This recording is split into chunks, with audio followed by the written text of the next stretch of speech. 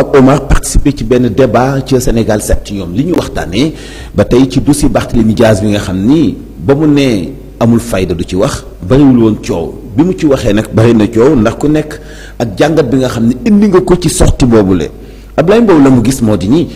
Barthélémy Dias am na beneen public bu muy ket maanaam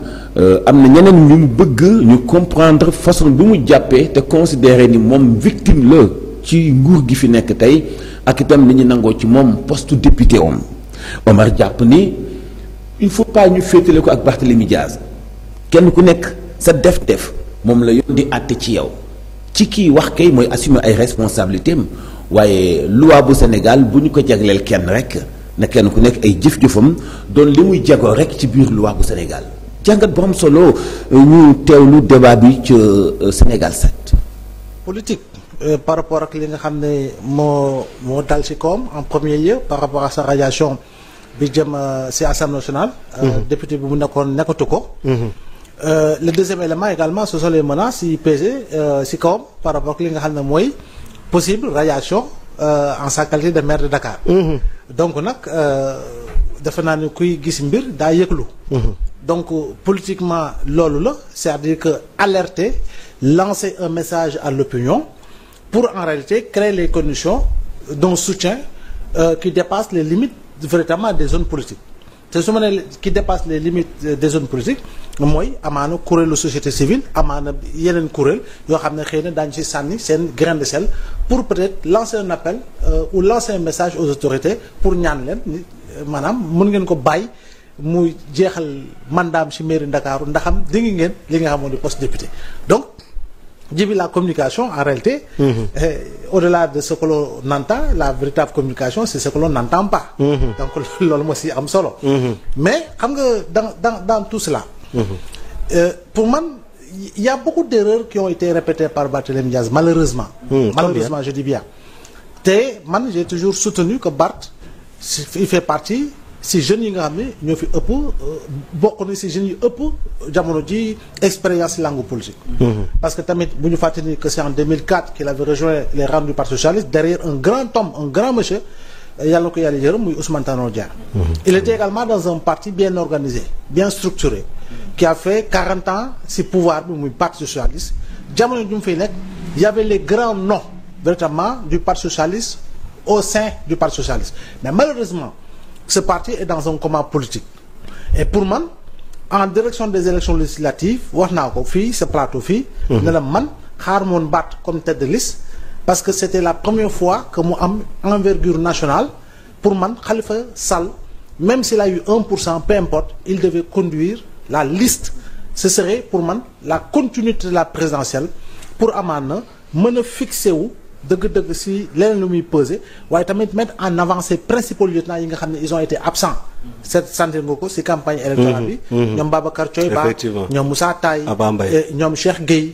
et cetera figuré wuñu si donc loolu dafa nekk point de faiblesse mais au-delà il y a eu également un discours boo xam ne pour man bokk na si li nga xam ne gën na ko wàññi politiquement si sympathie bi Dakar waa bi amoon ci sympathie bu keneen ci Sénégal amoon par rapport à un discours pour man qui était teinté en réalité d'invective parce que campagne bi yëpp c'était l'objectif c'était quoi ak moom ñu ma àndaloon c'était créer la dualité forcément entre ñoom ak Ousmane Sonko donc pour man politiquement daal ñu koy waxee double na ay erreur yoo xam ne malheureusement il les paye te moom ci wàllu radiation Assemblée nationale bi defe naa moo ko njëkk annoncé Aïssata Tall Sall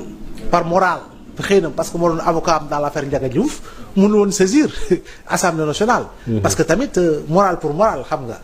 mais fii tamit si wàllu li nga xam moo di ville de Dakar toujours ce n'est pas le régime si li nga xam mooy statut bu ko frappé autrement dit le statut d'inéligibilité gis naa benn Dakar boo xam ne saisir na autorité bi donc conformément à l'article 277 du code électoral mais l'autorité su jotee façon bataaxal bu toll noonu bu mel noonu l'autorité est obligée également créer les conditions véritablement de la suspension du maire et moom benn voie de recours la am mooy il a 10 jours pour saisir la cour d'appel donc après lu si topp nag étape la par étape ba si président bi war a jël décret pour véritablement bu fekkee ne da koy def mu def ko autrement dit signer l'acte de radiation du maire de Dakar. alors merci beaucoup Abdoulaye Mbow maa ngi ñëw ci kanam tuuti en attendant Omar ndax kii di Barthélémy Diaz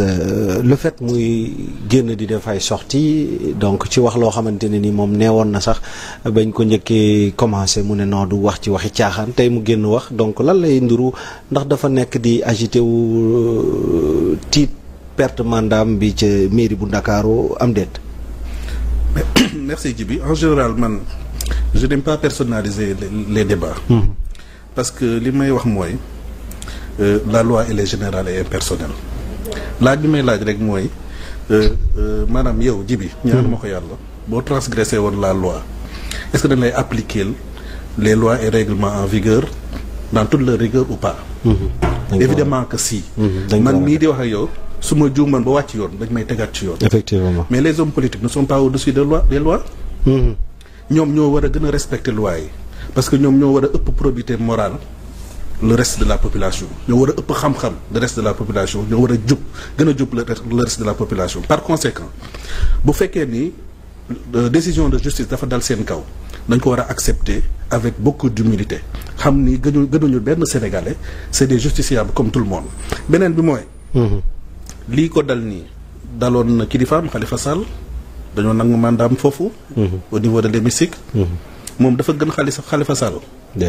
dafa gën le Sénégalais lambda bi nga xamante ni dañ koy àtte teg ko ci yoon amande ko wala ñu tëj ko. dañu ñooñu. donc pourquoi au Sénégal bu fekkee décision de justice dafa dal benn homme politique rek mu mel ni dafa dal benn surhomme. Il faut qu'on arrête avec ça. Ba pare il faut qu'on arrête aussi d'être la caisse de résonance des hommes politiques. C'est-à-dire ñoom ils nous orientent vers des débats stériles, des débats qui n'ont pas de sens en réalité. Le Sénégal n'a pas besoin de ce genre de débat. La loi dure est la loi mais c'est la loi. Xam nga lan moo am ba jeex ji bi. mooy lan mooy maanaam législateur bi dafa inventer la règle de droit pour mën a en fait réguler la vie sociétale.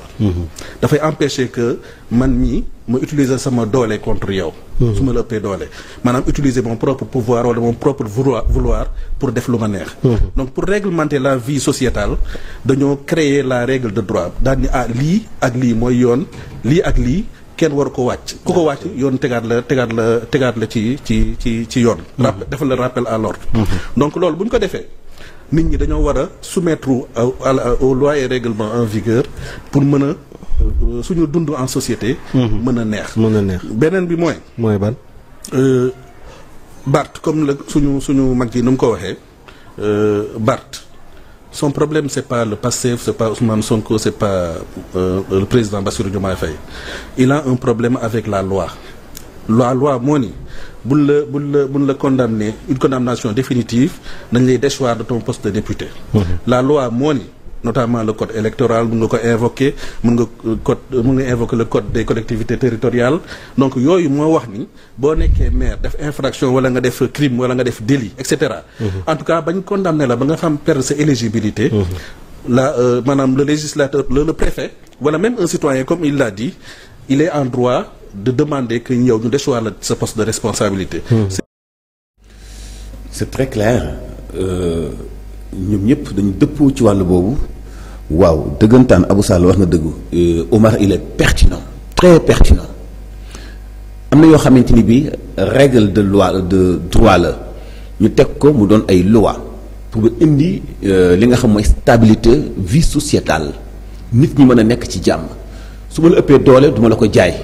parce que jaaduwul te du sama sañ-sañ bu ma la mënee def leneen lu bokkul ak jaay la doole itam te yoon mayuma loolu wala dafay wàññi yow ci sa ay droit nekkin bi du sell nit ñi dafa am benn organisation boo xam ne mooy tax équilibre am ci wàllu dundinu nit ñi bu fekkee am na koo xam ne def na nag loo xam ne bakkan wat na ci wala jëf yoo xam ne tax na yoon am ci moom yoon du kenn mooy li sabab yoon booba appliqué wu ci kawam waaye yoon moo appliqué boppam ci kawam ndax la mu def te mu méngoog la yoon santaane très clair